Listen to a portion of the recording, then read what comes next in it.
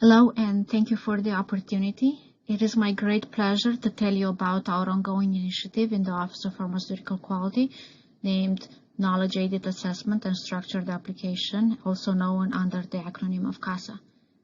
I have to say that in my 10 years at FDA, I worked on many initiatives, but KASA is the one that I've been the most excited about, and I consider myself lucky to have been part of since the very beginning of it.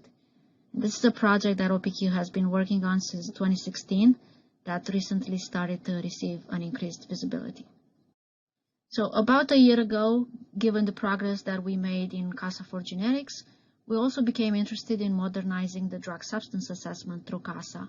And so today, you will be hearing through this presentation what KASA is, factors that prompted the development of KASA, and I will then illustrate the major milestones of KASA initiative and how they impact the drug substance assessment moving forward, and also highlight the critical components of the KASA for drug substance system, including its functionalities that are related to the framework developed for quantitative drug substance risk assessment and enhanced evaluation through proposed analytics for impurities and structured synthetic pathway. Although in the last few years in OPQ, the quality assessment changed significantly through the introduction of the team-based review, OPQ assessors still face multiple external and internal challenges. Among external challenges, we can list an ever-increasing volume of submissions, increased user fee program expectations from the Commissioner Office, the Congress, the pharma industry, and the public, as well as technology advancements. In terms of internal challenges, a narrative-based assessment using unstructured text, summarization of application information, and really all that copy and paste data tables that we do in our reviews can encumber the best practices for knowledge sharing, management of quality across product life cycle, and overall modernization. A narrative-based quality assessment oftentimes means lengthy evaluation with cumbersome knowledge management and hindered ability to compare across different applications in terms of quality and risks.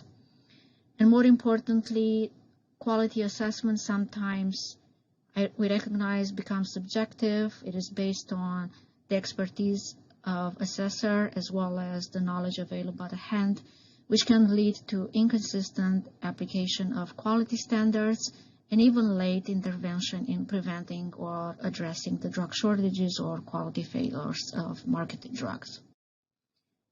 As you see, a good knowledge management is essential with a vast number of applications, and in response to the need of regulatory assessment modernization, OPQ staff created KASA, or the Knowledge Aided Assessment and Structured Application, which is a knowledge management system meant to modernize the assessment of our drug application and also manage the knowledge throughout the life cycle of drug products. Among KASA features, I have to highlight that KASA focuses on content and it structures the regulatory quality assessment. It has built-in rules and algorithms and computer-aided analysis, as well as it integrates with other FDA databases, all these to inform the regulatory decision-making. And it also captures and manages knowledge across products and facilities. So through the development and implementation of KASA in the assessment of quality, ultimately the goal is to move from a narrative information to structured data and to capture and manage knowledge. And we have developed KASA system that is applicable for assessment of generic drug products. But based on the experience that we have accumulated with generics, we are now moving into developing systems for assessment of new drug applications as well as biologics. You already know what KASA is an advanced IT system for regulatory review and knowledge management that uses structured submission data. And KASA is simplistically illustrated here. We have a vast knowledge base of products, manufacturing, processes, and facilities at FDA. But as new information comes to us in applications, we want to be able to assess that information in conjunction with our existing knowledge base. Basically, we want to achieve knowledge management throughout the life cycle of the drug products that we evaluate. You may notice that the definition shown here is really our vision for KASA. I think we already achieved the regulatory review, and we are on the path of achieving the knowledge management in KASA. But while using structured submission data is our goal, we are not there yet. However, the changes that we make in the regulatory assessment through KASA, I think, are opening new opportunities to look into how we can improve the organization of the quality section in the regulatory submission. And I will talk a little bit about this before I end my presentation today. So the KASA system that we designed is intended to capture and manage knowledge during the life cycle of a drug product, to establish rules and algorithms to facilitate risk assessment, control, and communication for drug product manufacturing processes and facilities. And furthermore, KASA system is designed to perform computer-aided analysis of application for a comparison of regulatory standards and quality risks across the repository of approved drug products and facilities. And not lastly, to provide a structured assessment that radically eliminates text-based narratives and summarization of information from the applications. KASA is a homegrown project that, as I said, started back in 2016 when a small team of OPQ reviewers developed a first KASA prototype for assessment of solid oral drug products. And the first KASA prototype, as developed in 2016, was implemented in the generic space, given the large volume of the submissions. But since then, multiple iterations and improvements were made and tested in 2017, 2018, 2019. And ultimately, in 2020, FDA worked to transfer those prototypes to the cloud, where KASA is stored on FDA servers under a FISMA high environment, which is the strictest level of control to ensure protection. In parallel, also last year, we worked to develop prototypes for KASA for drug substance and KASA for DMF completeness assessment. And moving forward, we have a plan to move these prototypes into the cloud environment, and also, as I already mentioned, to expand KASA to other generic dosage forms, as well as other types of submissions, including supplements, INDs, new drug applications, and even biologics. So this is how KASA looks like in the cloud.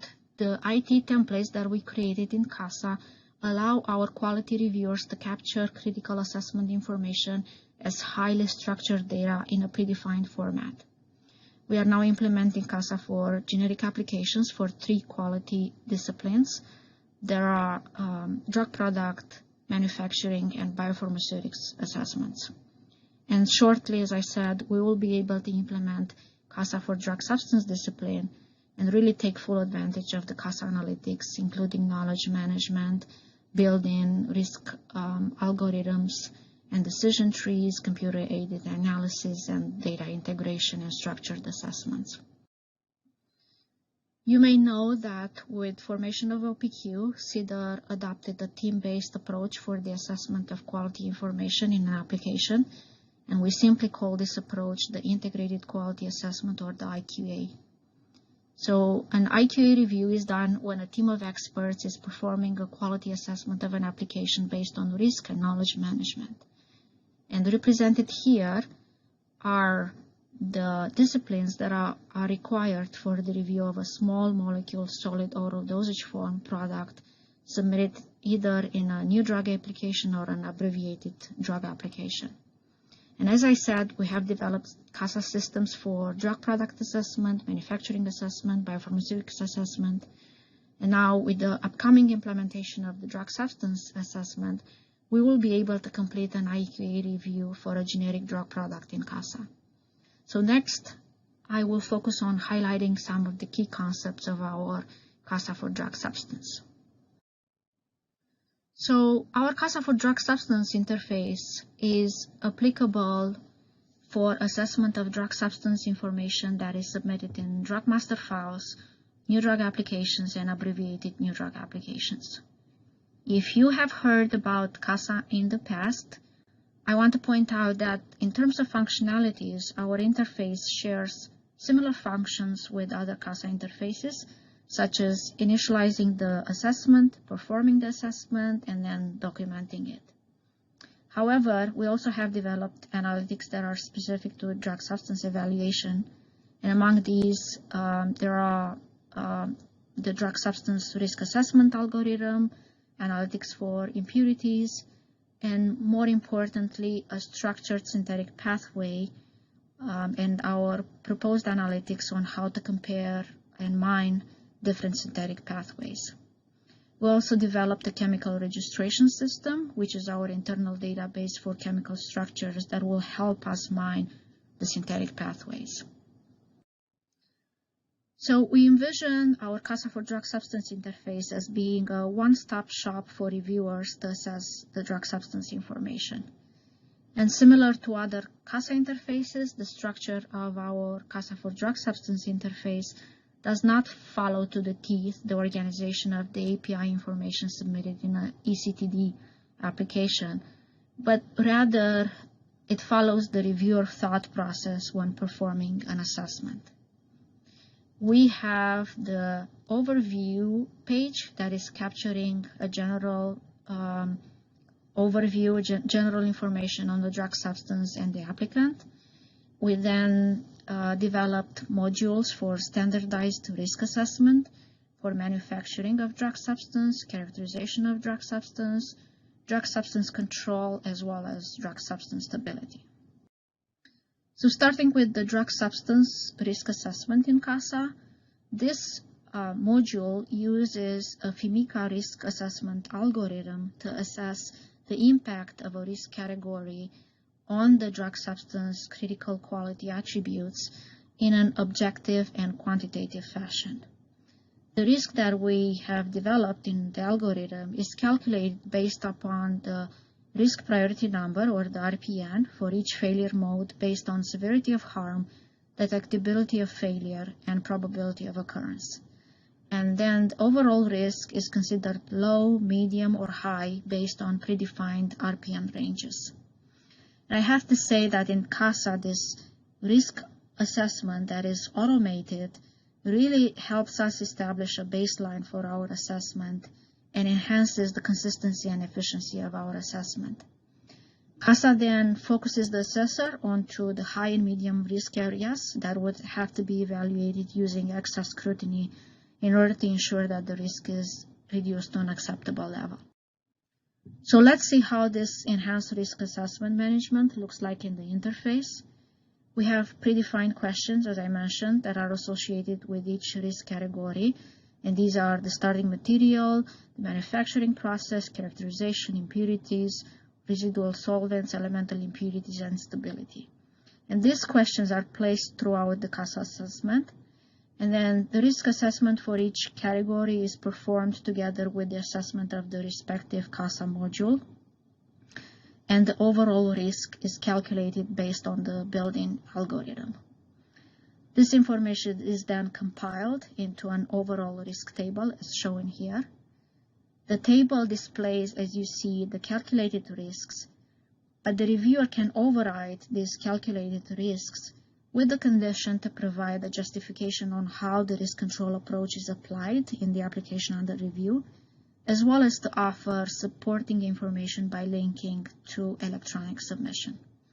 And of course, all the deficiencies that the reviewer chooses to issue to the applicant should be then aligned with the level of the risk as identified.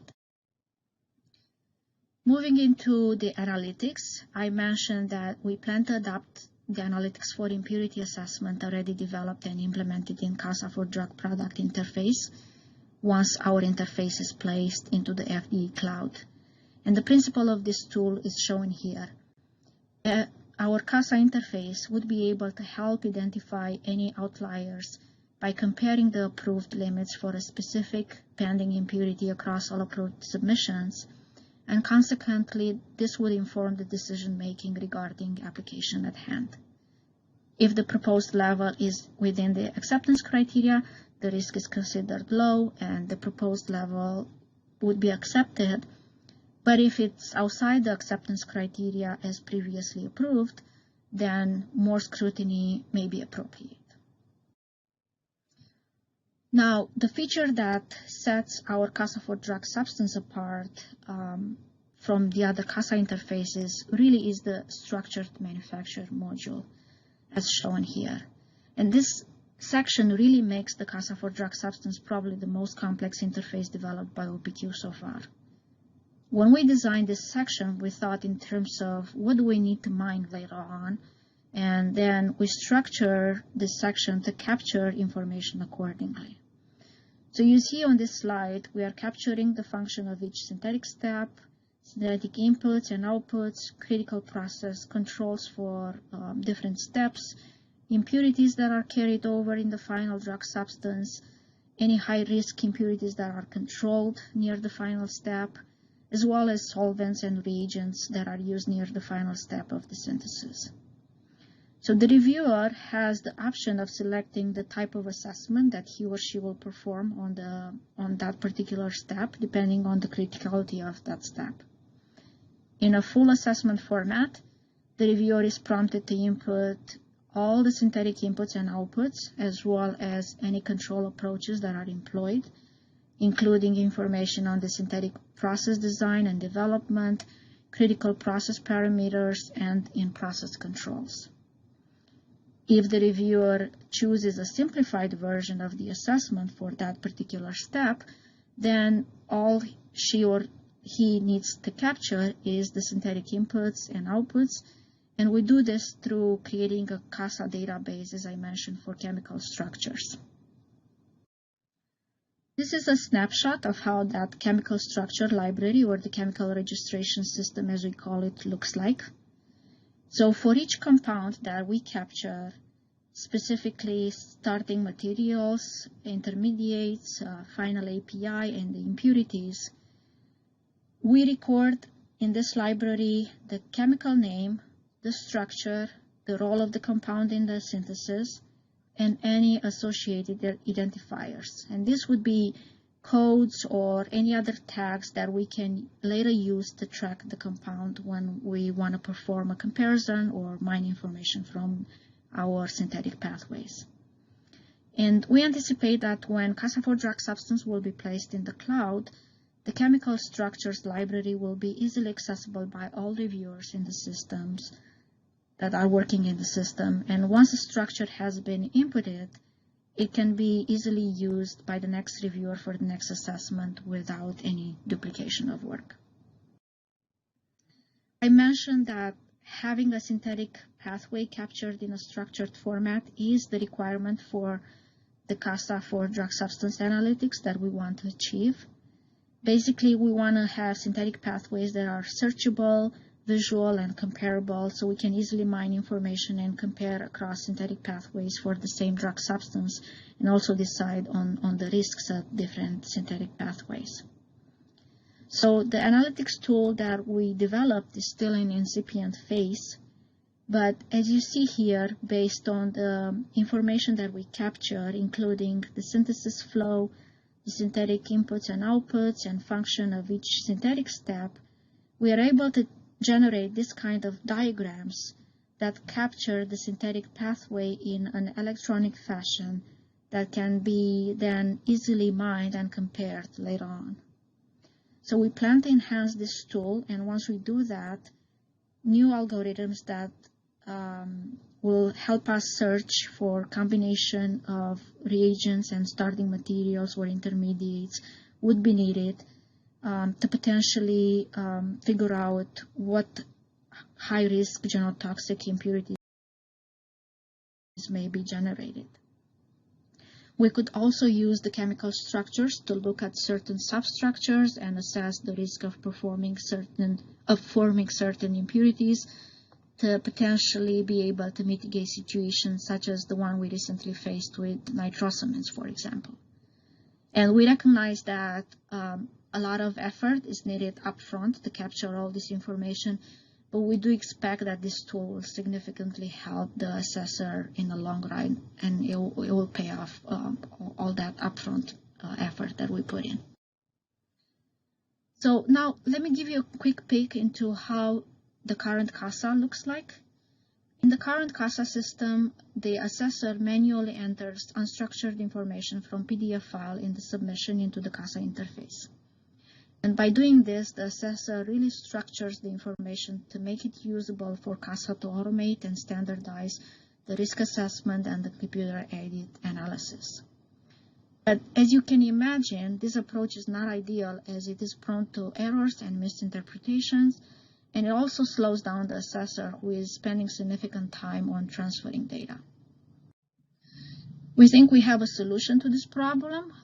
In our future KASA system, we envision this KASA system as a two-part program. The KA is the knowledge-aided assessment, our internal piece that we're working on. This is an integrated set of tools and framework to aid the regulatory assessment and knowledge management.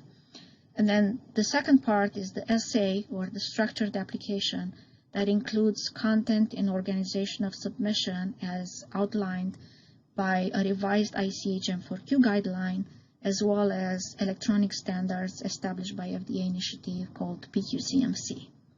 So in a desired stage of KASA, a structured application as submitted to FDA by the applicants would include structured, standardized data that would be able to auto-populate certain sections in KASA and therefore facilitate our quality assessment.